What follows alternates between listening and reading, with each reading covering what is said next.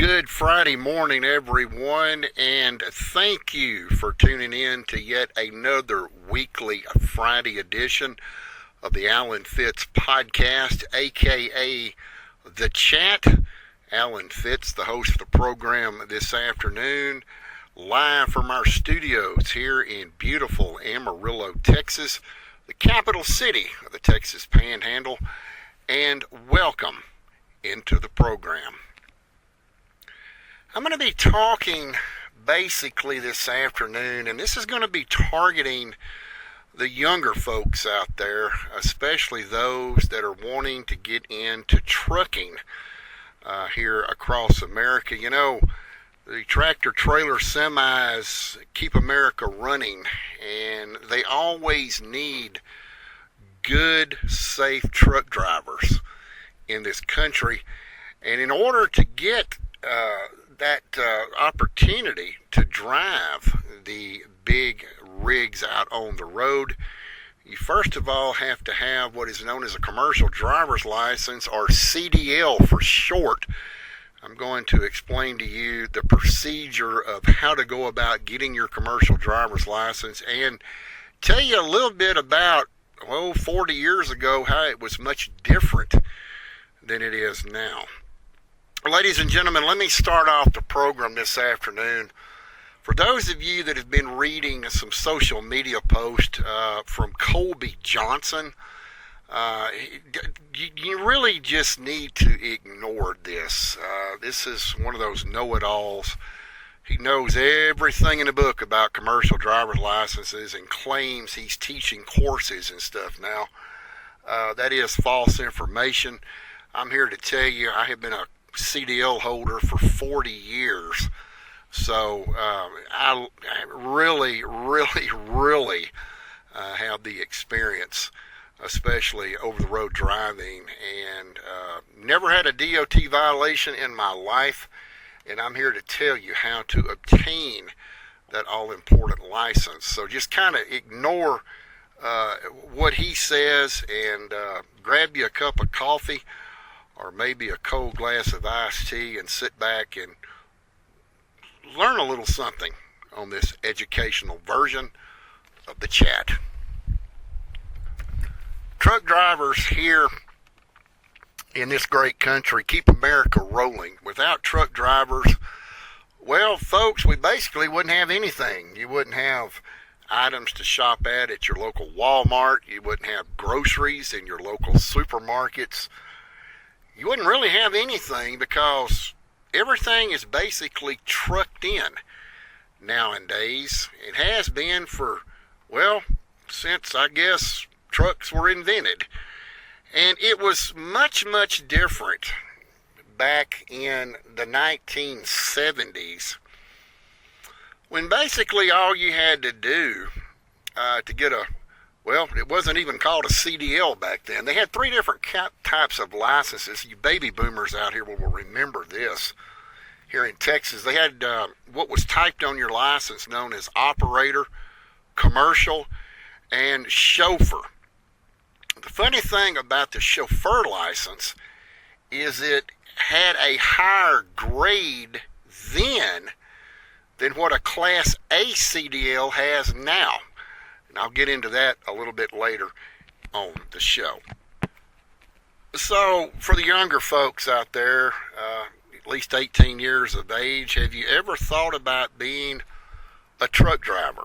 Maybe hauling flatbed, a reefer, a refrigerated truck, maybe double triples, pulling double trailers around, things of that nature. Well, I'm here to tell you that times have really changed, and I want to back up before I tell you what you must do now to obtain a commercial driver's license.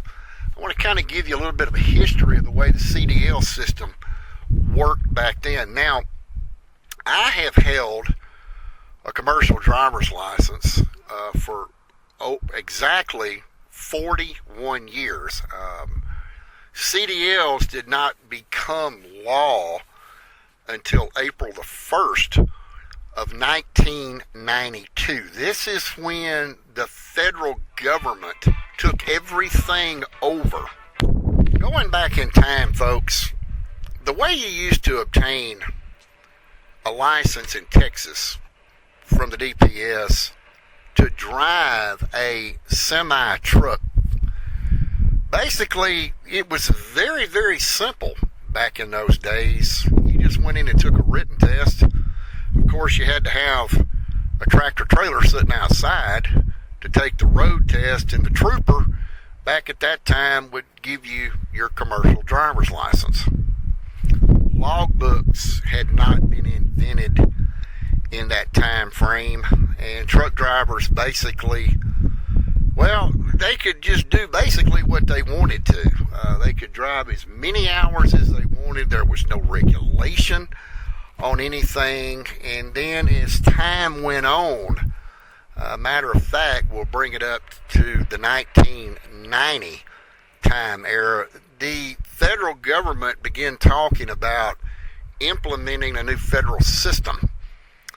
And every state in the United States knew this was coming in 1992. So what they began doing, and if all of you will remember, especially the baby boomers, folks, when you went into your local Texas driver's license office, it's not like it is today. You had a fully uniformed state trooper that issued your road test and your driver's license. You had to go through parallel parking. I'm sure all of you remember all of that.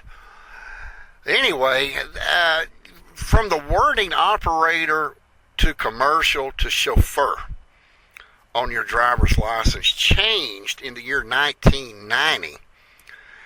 You still had driver's license written on the top of it, but it changed classification to what was known as either a Class A, Class B, or Class C CDL license. And this is before CDLs were implemented again back on that date of April the 1st of 1992. So they began putting, especially if you were a tractor trailer driver back in that time, your license, if it was commercial, it would just automatically convert to what was known as a Class A dash CDL.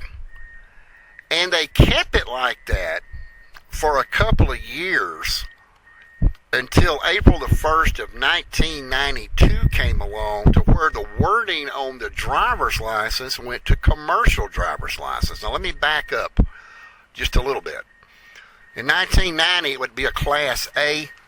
In 1991 it became a Class A-CDL, and then April the 1st of 1992 the full conversion came over, depending on what classification of vehicle you wanted to drive. Now, a commercial driver's license is required in any state of the United States if you are driving a vehicle that is in excess of 26,001 pounds, or you are pulling a trailer that exceeds 10,000 pounds gross vehicle weight ratio. Now, I'm going to break this down for you a little bit and explain the difference between the Class B and the Class A as we go along in the program. But for those of you that are seeking a commercial driver's license, now, folks, understand times have really changed. Now we have the pre-trip inspections, the commercial learner's permit, and it goes on, and we're going to get into that during the show. But the first thing that must take place before you can even think about trying to obtain a commercial driver's license is you must go, your very first step, ladies and gentlemen, is to go to a licensed physician or chiropractor that is on what is called the DOT registry. And the DOT stands for that's the Department of Transportation, the federal DOT. you're not sure if a doctor is on that registry or not, you can always call that office and ask if they are on the registry. If they are authorized to perform what is known as the DOT physical. Obtaining the DOT physical, or as it is called today, the DOT medical card, is an absolute first must step in attempting to begin your testing for your commercial driver's license. Now, a lot of folks out there, ladies and gentlemen, are misled into believing that you have to have a full-blown commercial driver's license before you can drive one of the big semis. And that is false information. And I'm going to break down to you exactly what happens, because there has to be a training period, especially someone that has never been in a tractor trailer. They're not going to know how to shift the gears in it. They're not going to even know probably even how to read the gauges on the dash, or even, well, a key would help to learn how to start it. There are 2 written tests in Texas that you must pass in order to get behind the wheel in the driver's seat of a 18-wheeler semi. Those 2 written tests are the general knowledge and the air brakes test. Now, if you go to a driver's license office with your DOT medical card, and folks, you have to study for this test. You're not just going to go in there and pass it on the first shot. You're going to have to study for this. You pass the general knowledge, you pass the air brakes test. What happens is your current driver's license is converted to what is known as a Class A driver's license, but it has an R restriction. The letter R, as in Robert, the letter R appears as a restriction on your driver's license. And what that means is that you can at that point legally get in the driver's seat of an 18-wheeler with a trailer attached, and you can drive that 18-wheeler on any public roadway as long as you have one of us in the jump seat with you. And for those of you that don't know the trucker lingo, the jump seat is a passenger seat. You have to have somebody like myself, a full-blown CDL holder, unrestricted, in the passenger seat, to where you can then at that given point legally operate that commercial driver's license on the roadway. And this is for your training purpose. But not only will you have that, the Class A driver's license with the R restriction, you also will have an additional license in your possession known as the CLP. Now, this is the Commercial Learner's Permit.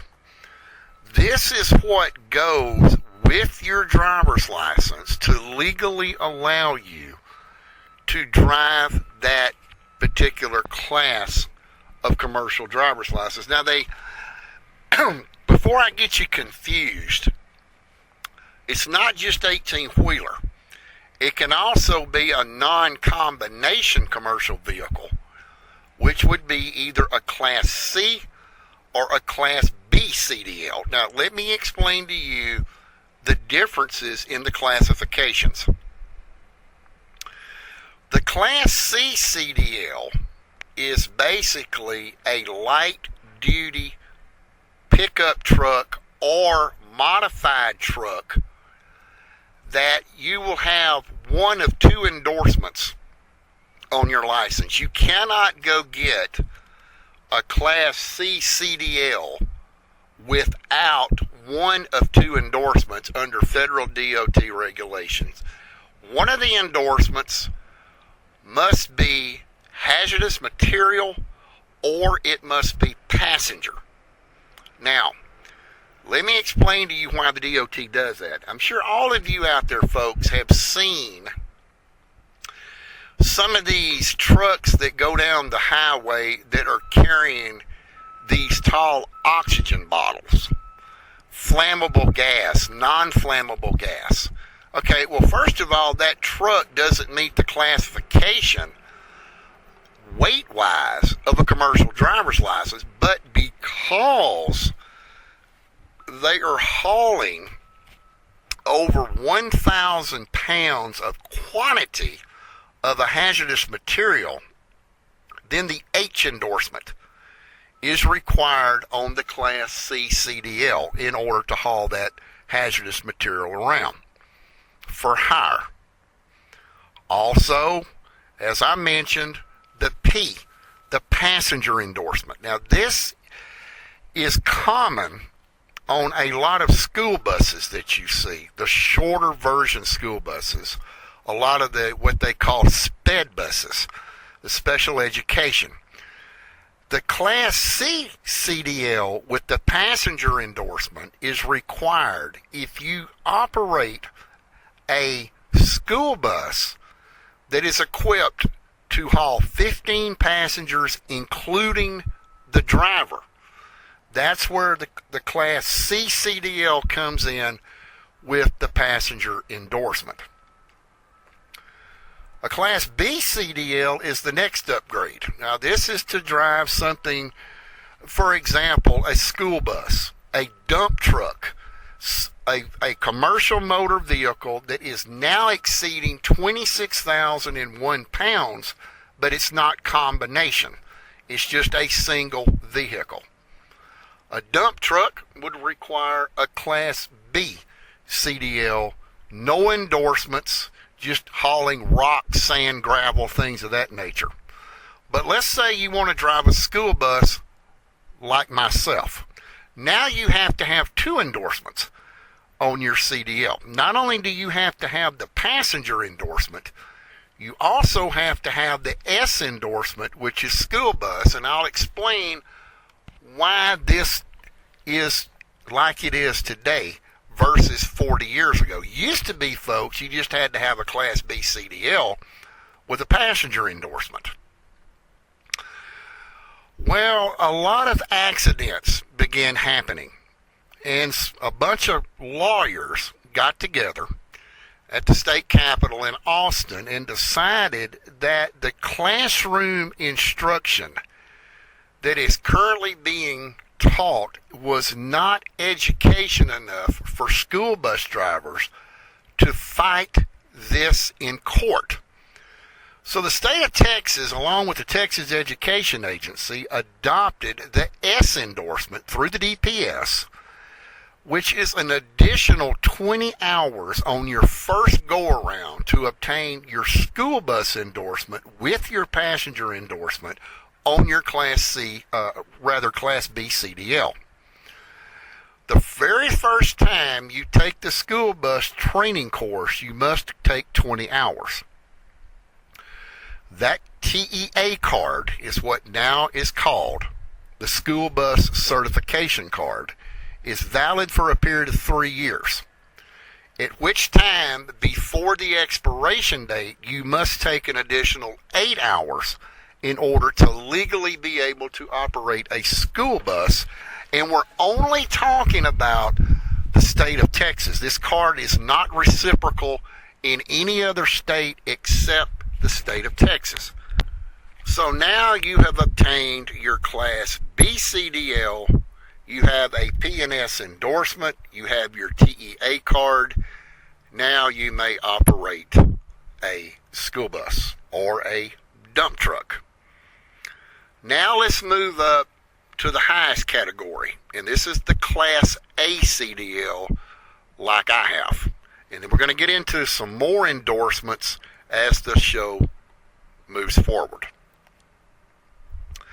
The Class A CDL is for a combination commercial motor vehicle that exceeds 26,001 pounds in capacity and is pulling or towing a trailer that is 10,000 pounds or greater in weight. This is where the Class A CDL comes in. Now, a lot of truck drivers out there, been on the road for years, grandfathered into the system like I am, don't really have any endorsements. But there are some out there that do have endorsements, and 4 of them, right off the top of my head, that I can tell you are available with your Class A CDL is, well, exactly the 4 that I possess. N, P, S, and T. Now, the N endorsement is for tanker vehicle. This will allow you to pull bulk or liquids in a tank vehicle behind the tractor. That is required under federal DOT regulations. Again, the P is for passenger, the S is for school bus, and then you have the T endorsement, which stands for double, triple trailers. Now, in Texas, it is legal to pull doubles. A lot of you folks probably see UPS, FedEx, and the such out there pulling the double trailers out there. UPS sticks out because they have that black fringe that goes over the tires on the top side. It's just for decorative looks sharp. Also, that is used for other purposes. We'll get into that if time allows. But that is the double triples endorsement. Triples are not legal in the state of Texas. You cannot pull triples in Texas. There's only 2 states in the United States that allow that. Currently is Montana and Idaho, but not in Texas. Now, a lot of truck drivers out there will pull what is known as hazardous materials. For example, gasoline tankers, crude oil tankers, possibly explosives. These are the type vehicles that require placards on said load and vehicle pulling. 4 placards required on all hazardous material loads. So, in order to do that, you have to go and get a hazardous material endorsement, and this is where it becomes totally different on the CDL license. Now, currently here in Texas, you can have the maximum Class A CDL with every endorsement, the NPST, with the exception of hazardous material, and your CDL is valid for 8 years. When it becomes a hazardous material endorsement, federal DOT law never did change. That's only valid for 5 years, because what happens on that, folks, is you have to go back, you have to be retested, written exam, you have to submit fingerprints to the federal government, to the FBI, and they have to clear you in order for you to go take the written test to get your hazardous material endorsement. So if you follow those steps, you're cleared. You will receive what is known as an H, as in Henry, H endorsement on your commercial driver's license. If you are pulling hazardous material and you already have a tank endorsement on your CDL, then it becomes an X, as in X-ray. That is combination hazardous material with tank. So, no more than 4 endorsements can actually be put on any CDL in the Class A range. Class B CDL, P and S is the only thing that currently is available, because you can't pull a tank with a Class B. It's just, you don't have the right classification. Now, let's back up a little bit, ladies and gentlemen. Let's talk about those 2 written tests again.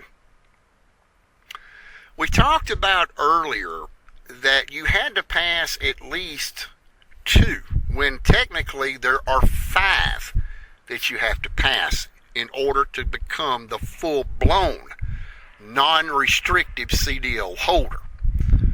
I stated earlier, in order to get your Class A license with your R restriction, you had to pass both the written test of general knowledge plus the air brakes test. Now, there are a lot, believe this or not, there are a lot of CDL holders out there that have what is known as the L restriction. The L restriction can create a dilemma of problems with a CDL holder because the L restriction indicates to the trooper that stops you or wherever you're trying to seek employment driving a commercial motor vehicle that you haven't passed the air brakes written test, which means, well, this day and time, you really can't do anything because it's not, folks, like it was 50 years ago when school buses and 18-wheelers had what is known as spring brakes.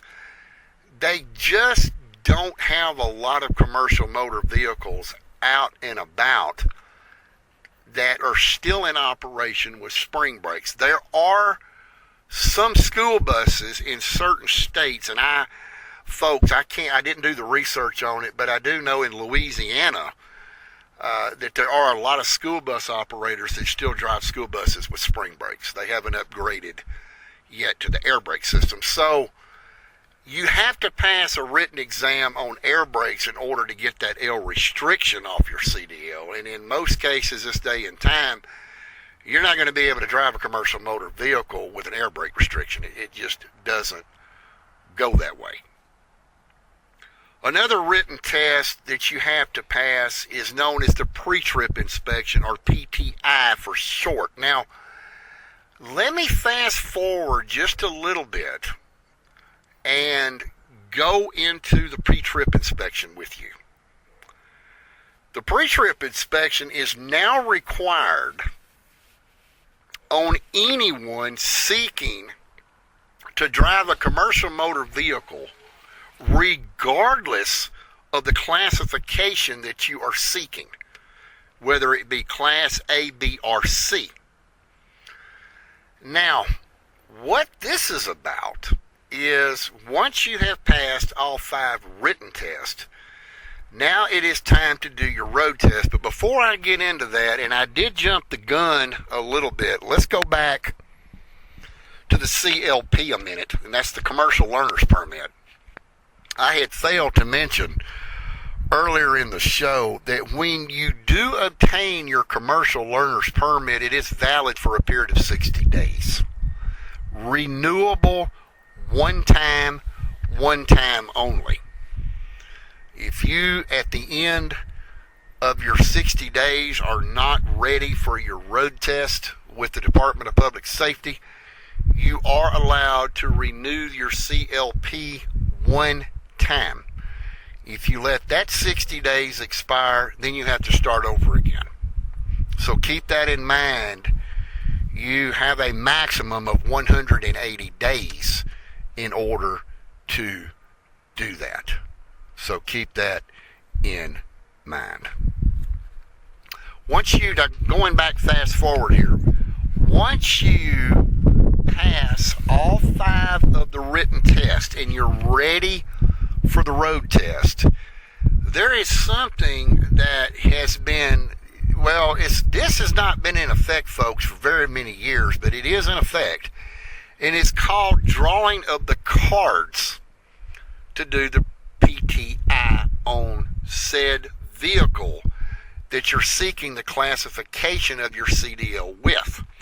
So, if you are seeking a Class B CDL, and let's say that you are wanting to operate a school bus, then you're going to have to draw a card. Now, what happens, what I mean by cards, I'm not talking about playing deuces wild or jokers wild with a deck of cards. I'm talking about the DOT's PTI cards. And the way that this works, I never had to do it, so I actually had to do some investigating through the DPS to find out exactly how this works. And how it works is, When you get to the area that you are going to perform your road test, before that takes place, you're going to have to do a pre-trip inspection on the vehicle that you're going to drive for your road test. So you have to draw a card, and what they do is it's a small, they're blue coated on the back. There's like 10 of them, I understand, that they kind of hold in their hand, and you draw one, and you hold it. You do not look at it. The examiner puts the other cards away. You hand that card to the examiner, and the examiner turns that card over, and this is what you're going to inspect on that vehicle. Now, unless you pull a 360, and there is card marked on there that does say 360, that means you would have to go all the way around the vehicle, even under the vehicle, to perform a pre-trip inspection.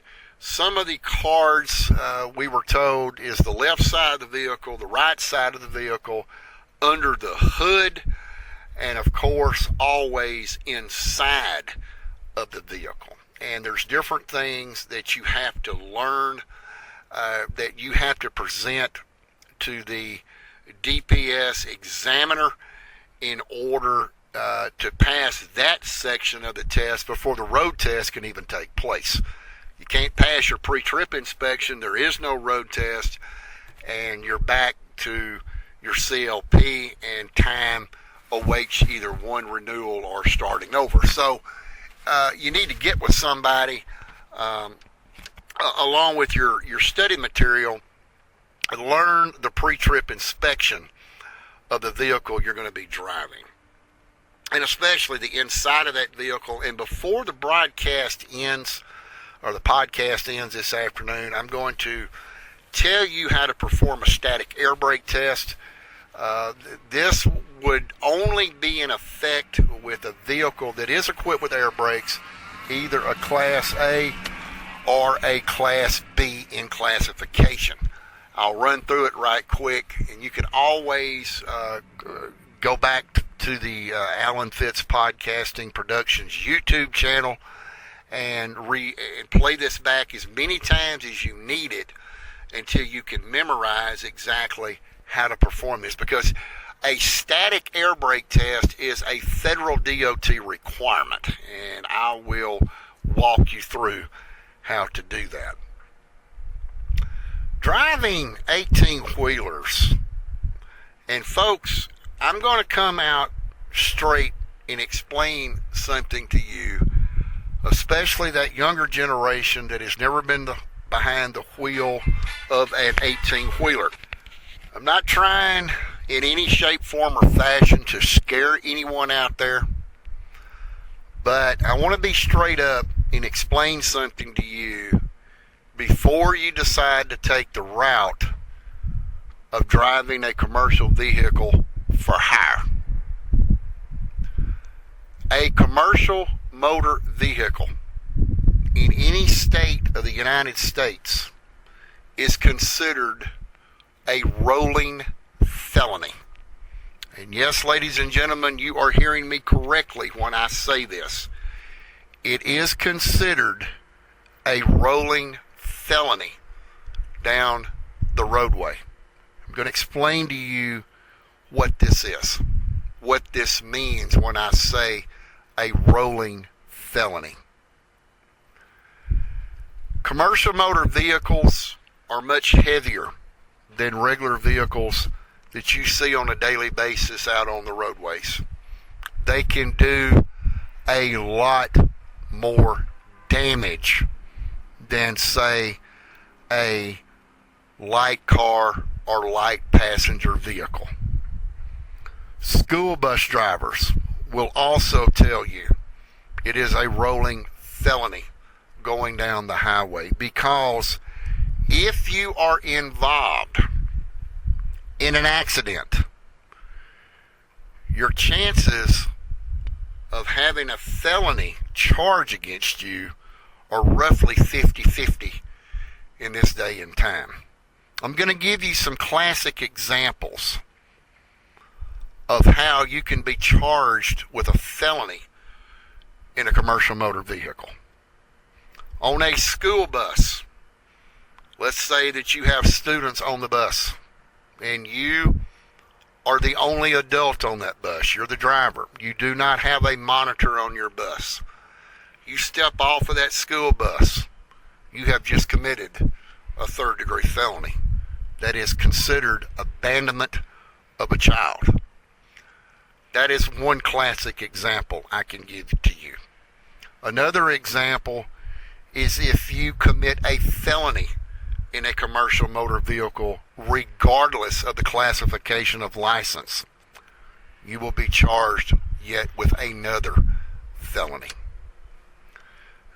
This is a straight up fact, ladies and gentlemen, and it is not, again, in any shape, form, or fashion to scare anyone from getting behind the wheel and trying to pursue a career with a commercial motor vehicle and a CDL license. Just keep that in mind. DOT regulations are very blunt to the point, and they are enforced to the T. Know your DOT regulations. Keep up to date on your DOT regulations. Trucking, school bus driving, hauling hazardous materials, hauling tankers, it is not for everyone. But if you are that type of person, again, know the DOT regulations. If you don't know, ask. Do not assume anything. For example, here's something that comes to mind. Here in the state of Texas, and this is for some of the newcomers out there. I want to pass along to you some of the road rules out there that you'll probably see on your CDL examination. But it's just some things that you need to know out there. And for you folks that don't know this, this will be educational for you as well.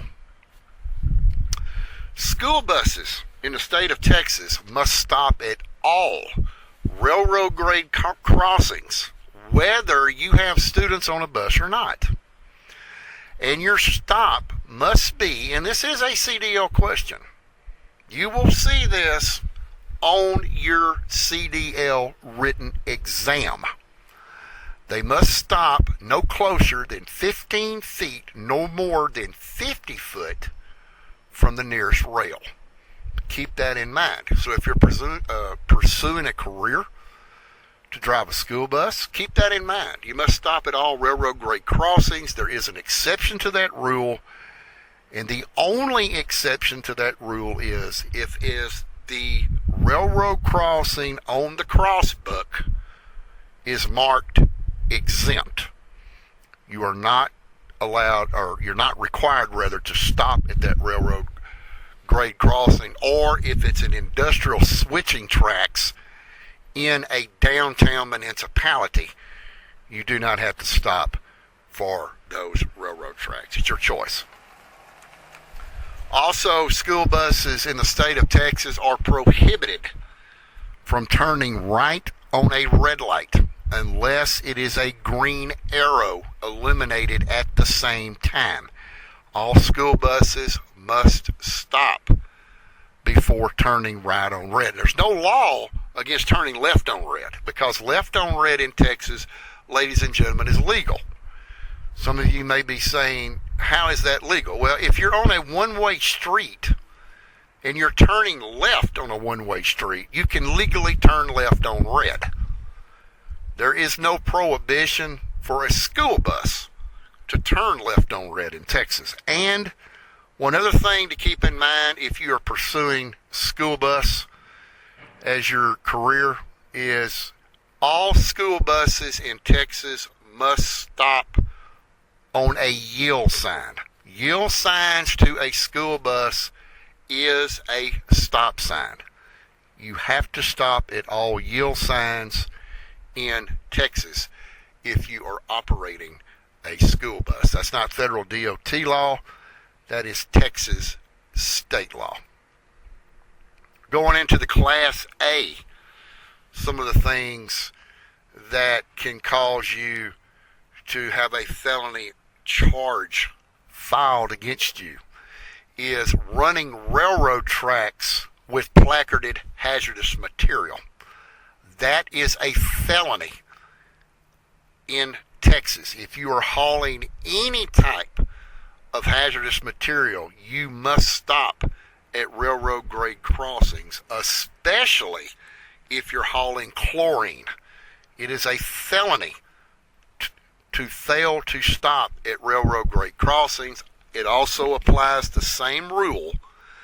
You can stop no closer than 15 foot, no more than 50 foot from the nearest rail. So kind of keep things like that on the back burner when you go for your CDL examination. Okay, something that I stated that I would put on the podcast this afternoon is the static air brake test. And really, the examination points, the people across Texas or wherever you're taking your road test, they really want you to study this material. On paper, it's black and white, but they can't stop anybody from talking about it. So I'm going to explain to you how to do a static air brake test on the show. I'm not looking at any type of material. I don't have to look at it because I've known how to do this for scores of years. But you are going to have to do what is known as a static air brake test before you can take your road test in a commercial motor vehicle. Now again, folks, this only applies if you have an unrestricted CDL.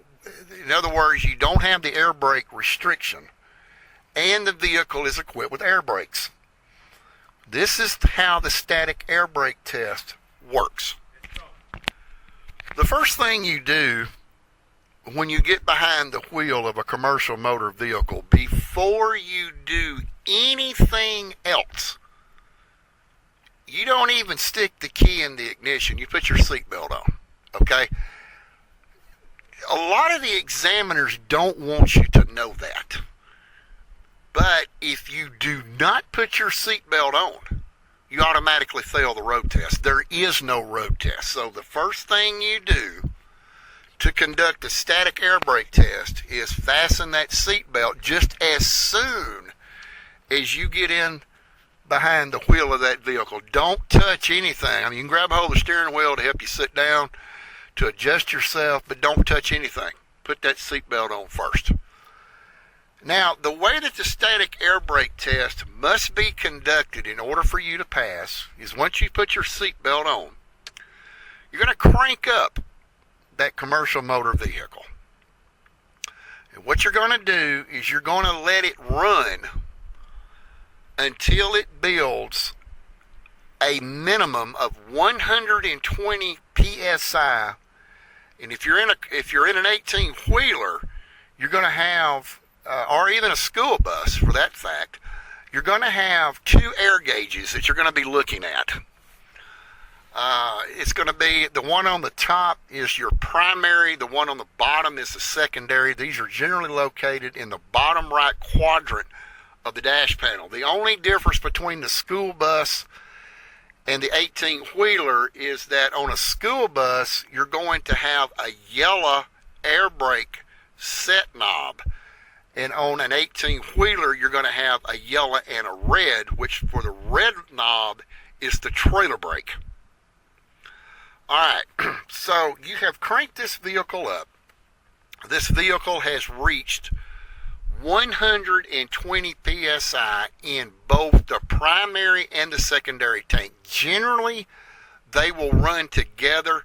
Sometimes the secondary will have 3 to 5 psi more than the primary, or it could be reversed. Once you have established, and you have to call this out to the DPS examiner, okay? You have to tell the examiner every step that you're making during the air brake test or your pre-trip test, okay? So you're telling the DPS examiner, the first thing I'm going to do is put my seatbelt on. I'm going to crank this vehicle up. I'm going to let it build up to 120 psi. From that point, you're going to turn the key off, and you're going to turn it back to the on position as you explain this to the examiner. Folks, keep this in mind. You have to continuously talk to that DOT examiner, or you're going to fail. Cut the key off, you cut it back to the on position, but you do not crank the vehicle. At this point, again, you're still telling the DOT examiner what you're doing. You're going to place your right foot on the brake. Now, from this point, you're going to be looking at your air gauge readings, both primary and secondary. You're also going to look at your watch. For 2 minutes, 2 full minutes, you cannot let more than 3 psi downgrade into your needles. In other words, you cannot lose the air. You cannot lose more than 3 psi in 2 minutes. Now, some of the examiners will tell you that you can't lose more than 3 psi in 1 minute. That is incorrect. That DOT upgraded a few years ago. You cannot lose more than 3 psi in 2 minutes. If this proves true, what you do at that point is, if you're in a school bus, you will push in your yellow parking brake knob. If you are in an 18-wheeler, you will push in both the yellow and red air brake knobs.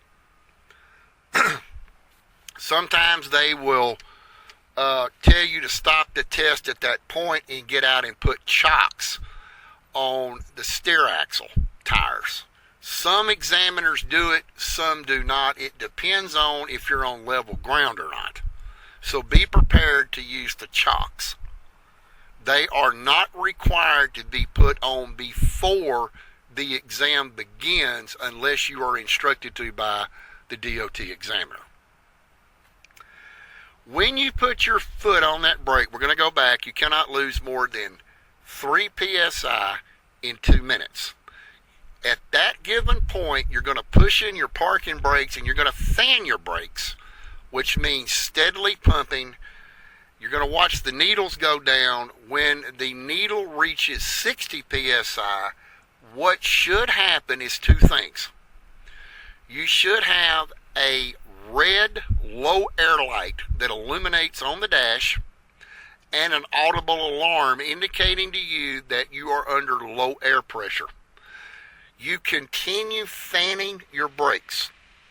Watch those needles go down, and when they get between 20 and 40 psi, the parking brakes must set. In other words, those knobs must pop out.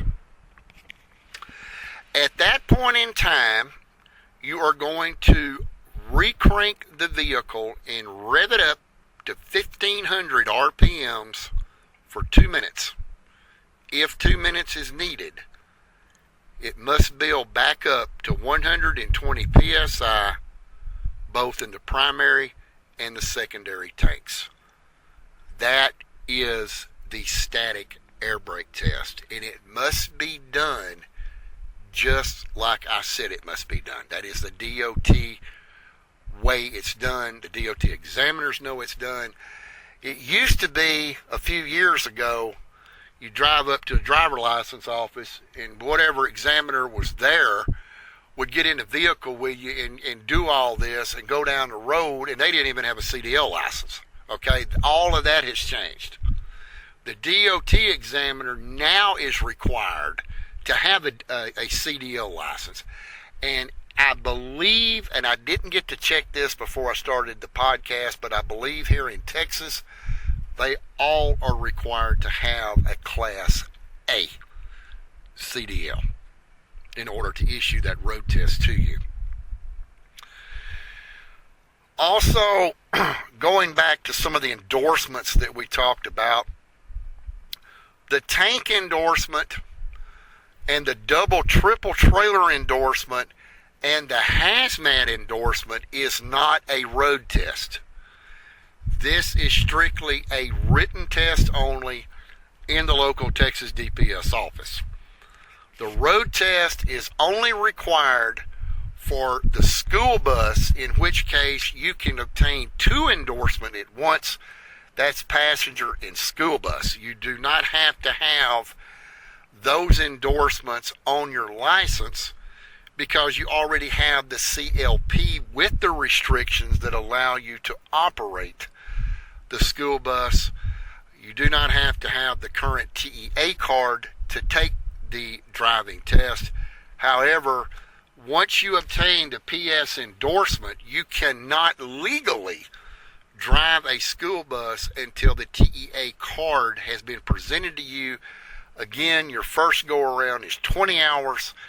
Then you have to take 8-hour CEU credits every 3 years. And then you will be able to drive a school bus. One other point that I want to make before I close out the podcast, this information, is some information that circulates out there that is incorrect. And they talk about a grace period on your DOT medical card. There is, ladies and gentlemen, no grace period on the DOT medical card. If you let your DOT medical card expire, you will automatically be downgraded back to a standard driver's license. There is absolutely no grace period for an expired DOT medical card. You cannot keep your CDLs if you do not have a valid DOT medical card. If you let it run out, and I know you don't want to hear this, but if you let your DOT medical expire, you must completely start the entire process over again. Don't let it expire. Also, I want to mention before we close out, there are some truck drivers out there that do have medical problems. Okay? Some of you may be asking yourself, well, how long can I get a DOT medical card for? Well, it really depends. The maximum that you can get a DOT medical card is 2 years. Now, there are some cases to where medically, and this is up to the DOT physician that makes this determination, not you, but the physician. Let's talk about people that have diabetes for just a moment. If you are a type 2 diabetic, this is where you only take pill form, okay? DOT regulations state that you cannot obtain a 2-year DOT medical card. You can only get a 1-year, but there's actually an exception to that rule, and that is if the physician that is giving you your DOT medical exam can prove by documentation to the Federal Department of Transportation of why you're putting out so much sugar, they can give you a 2-year, but this is in a rare circumstance. Most your DOT examiners will not do this. However, there are some that will. If you're a type 1 diabetic, which means you take insulin injections, no, you can't even get a CDL because you cannot obtain a commercial driver's license if you are taking insulin injections. The way the examination takes place when you go in to do for your very first time, and any time you renew your DOT medical card, is you will, urinate, to be straight up, ladies and gentlemen, in a cup, a specimen cup. The way that this works, you go into the doctor's office, they will call you, fill out your paperwork, they call you to the back. You have to empty all your pockets out into a container. You put it into a lockbox. You keep the key. You wash your hands, and they give you a specimen cup. You're going to go into the restroom, and you're going to give, they generally put a line on the cup. That's how much urine that they need from you. You're going to go urinate in the cup. What you don't put in the cup goes in, you can finish your business in the toilet. You do not flush it. It has the blue liquid in it. You can't dip any water out of it. The sink faucets in the bathroom are cut off from behind the wall. So, yeah, you're giving them your urine. The first thing they do, you come out of the bathroom, you generally will set it into the wall that has a double opening door. They will take it out from the other side. They test the temperature of your urine, and they test your sugar output. If you're putting out too much sugar, which is generally what they call a level 2 output, at that time you're going to have to do a blood specimen. This can be done generally by finger pricks. They test, basically what they're doing, folks, is they're testing your A1C to see how much sugar you're putting out. Because a lot of truck drivers, and I hate to admit this, but a lot of truck drivers out there, they lie, okay? No, I'm not diabetic, and there's been times when there's accidents that have taken place. Drivers have been killed, and during autopsy, come to find out they were taking insulin injections, things of that nature. So the DOT put a stop to it, basically. So it depends on how much sugar you're putting out. The DOT examiner may only give you a 1-year DOT physical. The least they can give you is 3 months, where you would have to go back every 3 months, 6 months, 9 months, whatever the case may be. School bus drivers generally cannot get a 2-year DOT. Most school districts across the board want their drivers DOT'd physically every 12 months.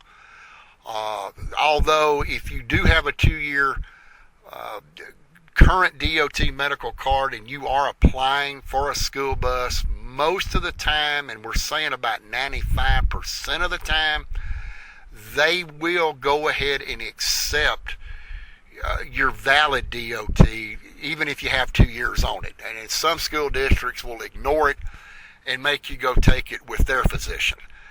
It just depends. Different school districts have different rules, different policies they go by.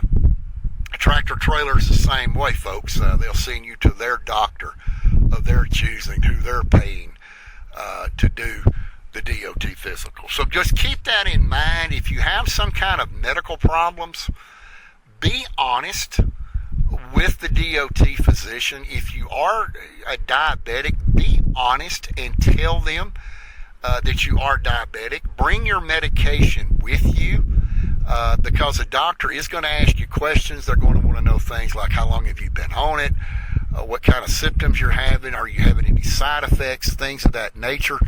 If you're having problems with your vision, tell the DOT, because you're going to have to do a vision test. You're also going to have to do a colorblind test with the red, white, and green colors. You have to do a depth perception test. Be honest with them of your condition. A lot of DOT examiners like for you to be upfront honest with them before the exam begins. A lot of them have been known to work with you and get you at least that 1-year DOT medical card. Folks, I hope that this has been very educational, especially for you youngsters out there that have turned 18 years old. You're ready to get into trucking as your career. There's a lot of money to be made out there. There's a lot of freight to be made out there. In America, depends on you to haul that freight in to the local grocery stores, the local Walmarts, the local Kmart, wherever you're delivering to. This is what makes this country revolve, is truck drivers. So if that is the career that you want to pursue, you have a long way to go, but with the willpower and with the proper study material, you can obtain your commercial driver's license and be a part of what makes this country great. You see a truck driver out there, and that truck driver doesn't look like he's doing anything. Maybe he's taking a break. Take time out of your day to walk up and thank a truck driver like you would a USA American-born veteran. Go up and shake their hand and say thank you for your service, because without them, America would come to a stop. That's going to wrap it up for this Friday edition of The Chat. I want to thank you once again for tuning in to the podcast. Next week, well, it's going to be Halloween Day, and we're going to talk about Halloween and some safety tips. And yeah, you know what you used to do when you were younger. We're going to talk about that'll get you in trouble nowadays, especially if the homeowner wants to push it. We're going to talk about Halloween, what it's all about, and Halloween safety on the next version of The Chat. So until, folks, we meet again next Friday. As always, this is Alan Fitz, your host. Have a great weekend, and we'll see you next Friday. Until then, bye for now.